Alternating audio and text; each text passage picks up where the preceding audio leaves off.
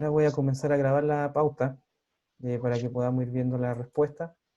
Ustedes vayan comparando con lo que respondieron y así después cuando la envíen van a tener los 30 puntos y no uno. ¿Ya?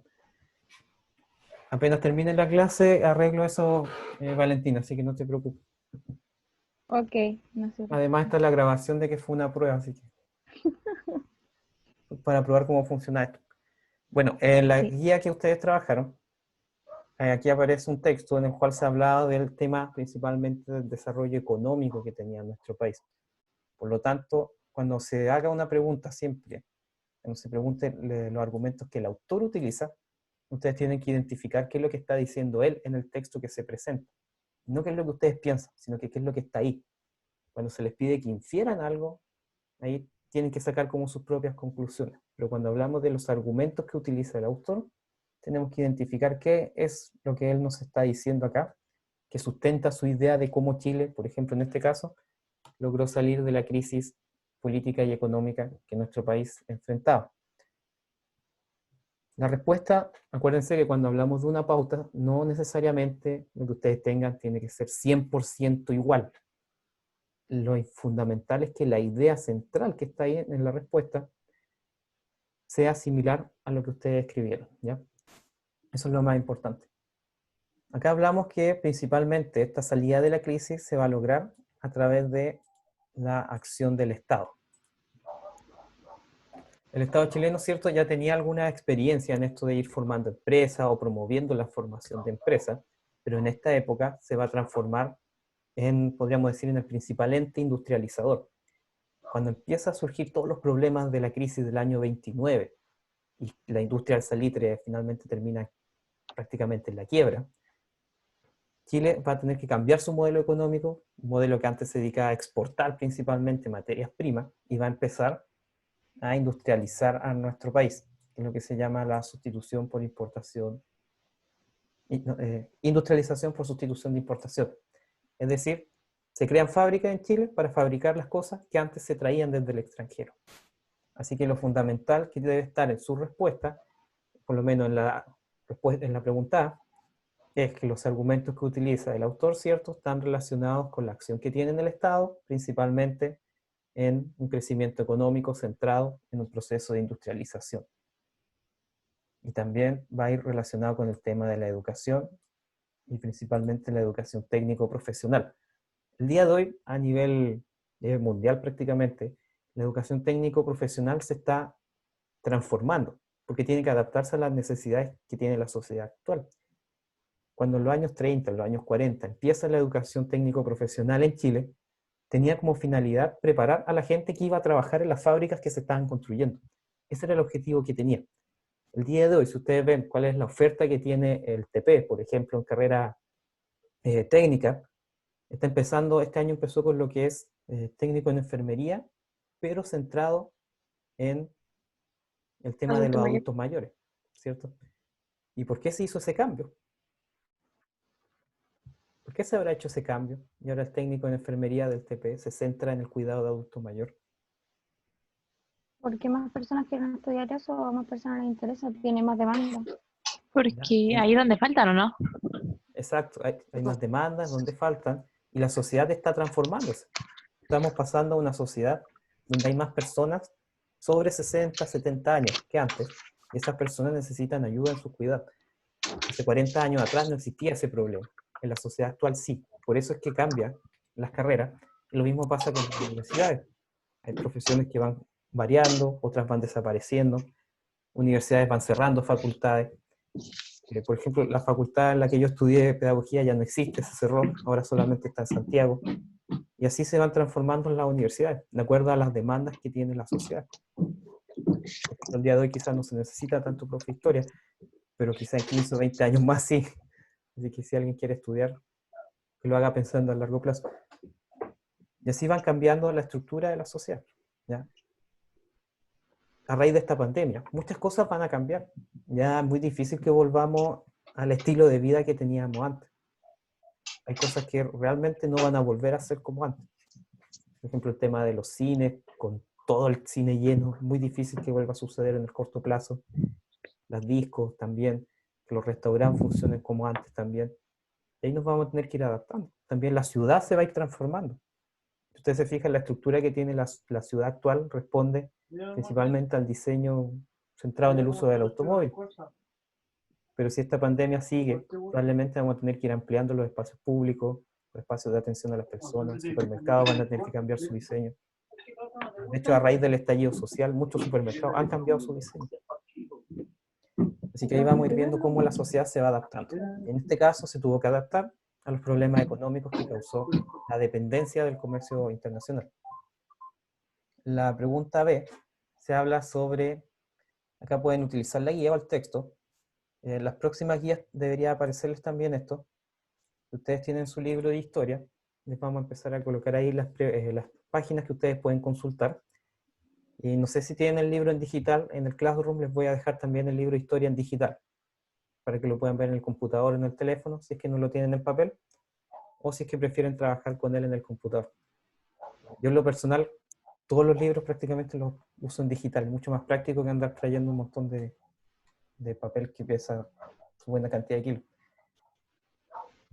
¿Cuál es la pregunta acá? ¿Es posible sostener el planteamiento de un crecimiento económico para caracterizar el modelo de Chile a mediados del siglo XX, mediados del siglo pasado? ¿Cuáles son los argumentos que nosotros podemos utilizar para rechazar la tesis que nos va a presentar este autor? Por ejemplo, que este modelo que buscaba industrializar Chile para que dejáramos de importar productos va a fracasar. ¿Por qué va a fracasar? Va a fracasar en gran medida porque la maquinaria para construir estas fábricas se tenía que traer desde afuera. E importar un producto a Chile es algo muy caro. Y eso va a generar que no sea rentable a largo plazo. También argumentos que podemos utilizar son los altos niveles de inflación, que los productos iban subiendo su valor de forma paulatina y que había mucho desempleo. Pese a toda la industrialización que se intentó hacer, no se logró generar la cantidad de empleos necesarios para suplir toda la gente que se había quedado sin trabajo en la minería, por ejemplo. Así que esos son elementos que nosotros podemos utilizar para plantear que lo que el autor está diciendo, por ejemplo, no se va a cumplir al 100%.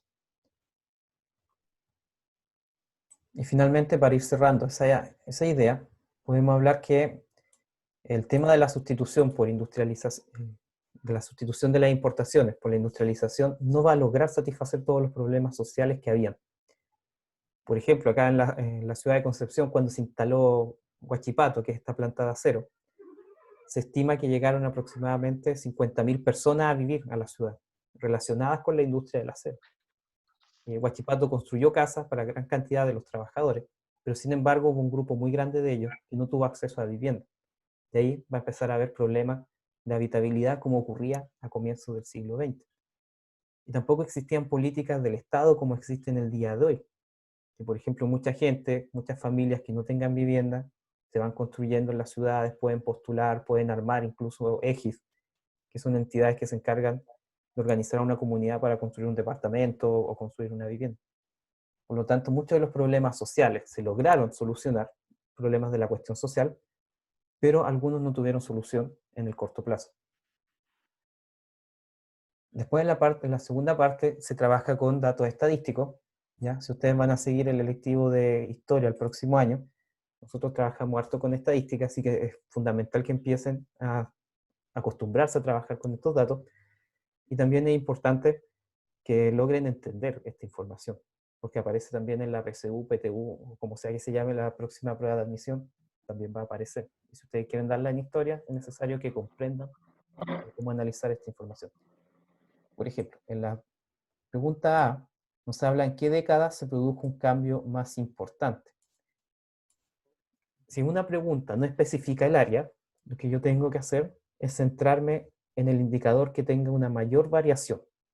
Por ejemplo, en la década del 60 todos los indicadores muestran una evolución positiva, especialmente la disminución del porcentaje de analfabetismo.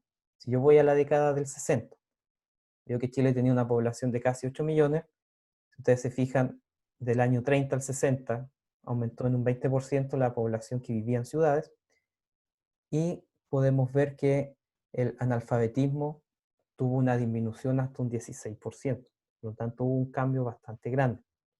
¿Ya? ¿Cuál fue la tendencia de urbanización en el país? Cuando me habla de la tendencia, yo tengo que analizar, y de urbanización, quiere decir que yo me tengo que fijar de acá donde aparece cierto porcentaje de urbanización y ver cuál es el comportamiento que se va repitiendo en estas 4 décadas. De 1930 a 1940, ¿qué pasa con la urbanización? Aumenta un 3%. Del 40 al 50, aumenta un 8%. Del 50 al 60, aumenta un 8%. Por lo tanto, en estas 4 décadas, ¿qué elemento se repite? Un aumento. Por lo tanto, esa es la tendencia. Es el aumento de la población que vive en centros urbanos, o que podrían escribir ustedes con palabras más simples, una urbanización que va de un 49 a un 68%. Es decir, que va aumentando paulatinamente. Al día de hoy se estima que la urbanización en nuestro país es de aproximadamente casi un 90%. Es decir, de los 18 millones de chilenos, de los 18 millones de personas que habitamos en Chile, de ellas un 90% vive en ciudades. ¿Ya? De hecho, esa es la tendencia a nivel mundial, irse a vivir a las ciudades.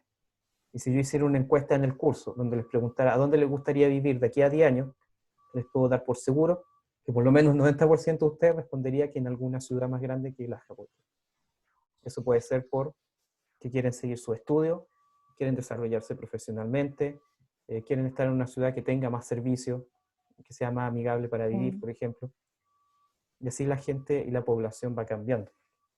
Por ejemplo, el día de hoy la población entre 30 a 40 años, la mayoría de ellos viven en ciudades, independiente de que trabajen o no en ellas. Mucha gente trabaja en otros pueblos o ciudades aledañas a la ciudad donde ellos viven. En Australia se da mucho ese caso entre la ciudad de Sydney y la ciudad de Canberra. Canberra es la capital de Australia, pero es una ciudad que para los australianos es muy fome.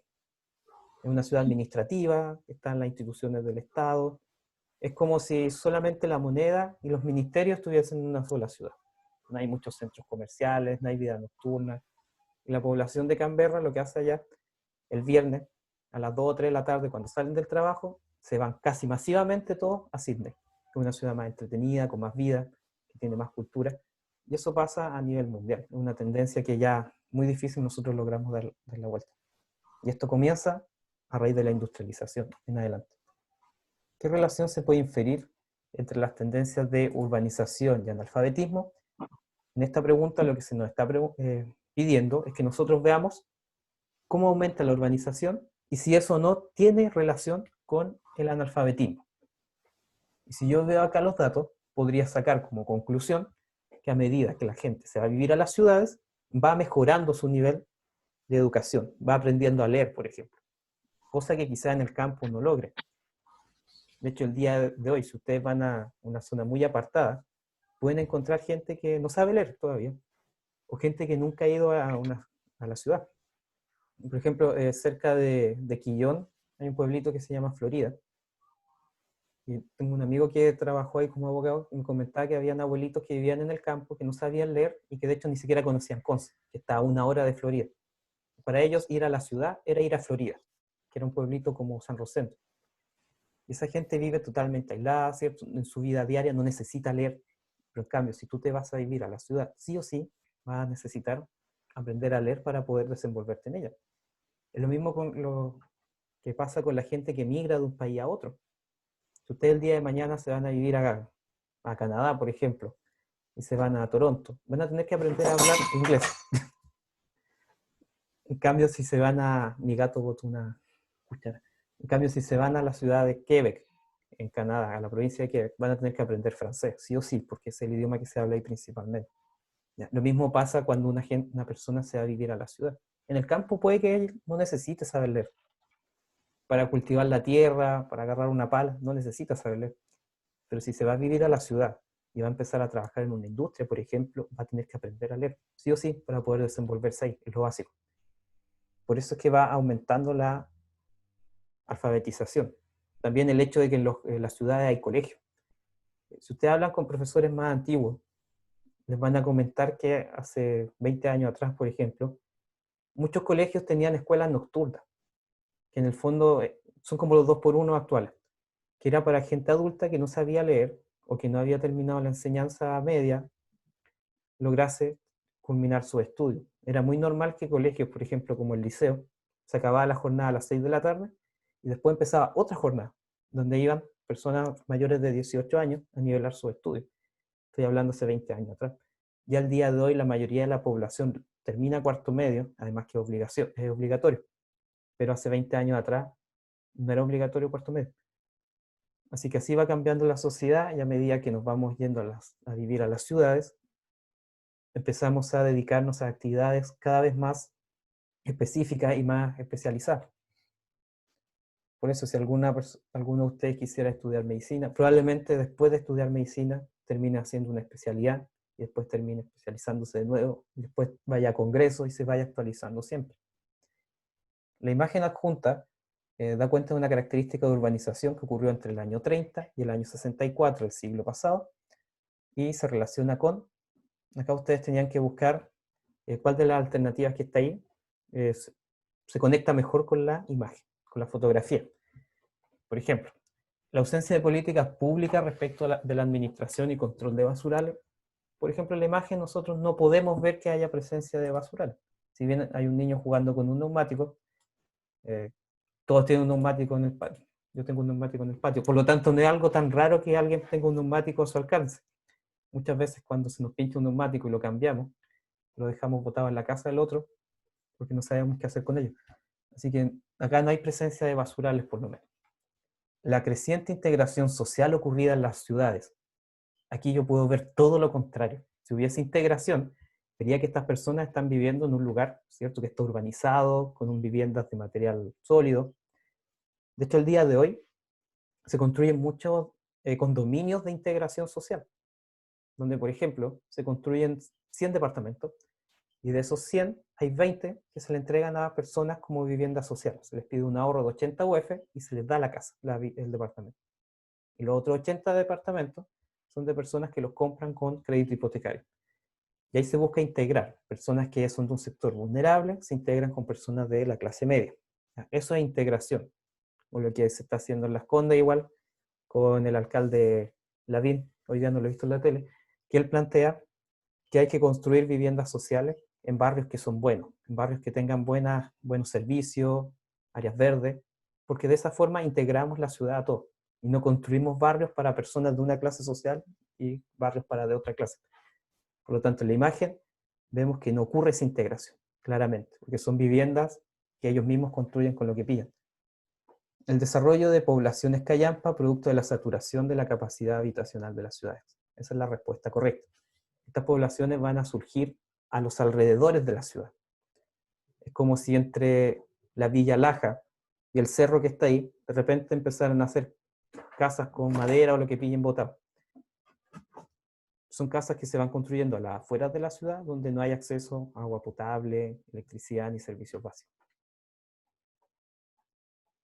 Esa es la última pregunta. ¿Ya? Si ustedes se fijan, esta guía no era muy extensa. Se basaba principalmente en analizar algunos cambios que se van produciendo en nuestra sociedad hace ya prácticamente 100 años atrás. El día de mañana, probablemente nosotros en 10 o 20 años más, estudiemos qué es lo que pasó en el año 2010, el año 2020, el año 2019, perdón, desde el 18 de octubre en adelante. En un libro de Francia ya aparece. Es una unidad completa sobre Y ya Chile. aparece, pero desde un punto de vista histórico, encuentro que es muy apresurado quizá estudiar un periodo en el que todavía está ocurriendo. Quizás mejor hay que esperar, ver qué es lo que va a pasar después. Ver si todo ese proceso termina en una nueva constitución, o termina en cambiar la actual, o en qué va a terminar esto, pero estamos todavía ahí entre medio. Como le escuchaba a un analista político el otro día, el presidente Piñera ofreció tiempos mejores, pero lamentablemente las circunstancias hicieron que se tuviese que enfrentar a una pandemia, después problemas sociales. Por lo tanto, cada presidente tiene distintos desafíos, y en base a eso, que yo les invito a ustedes a que vayan analizando qué es lo que está pasando ahora, porque ustedes están siendo testigos de un periodo histórico importante. Y el día de mañana se lo van a contar a su hijo, a sus nietos, y ustedes fueron partícipes de la historia. No sé si tienen alguna consulta sobre los temas vistos hasta ahora en la guía. Lo que les voy a pedir para sacar el tema de la asistencia es que en el chat escriban presente, eso solamente. Porque después yo saco el chat y filtro los nombres y logro hacer una lista de asistencia mucho más rápido que sacando pantallazos a las personas que están acá. Así que de esa forma lo hacemos más rápido.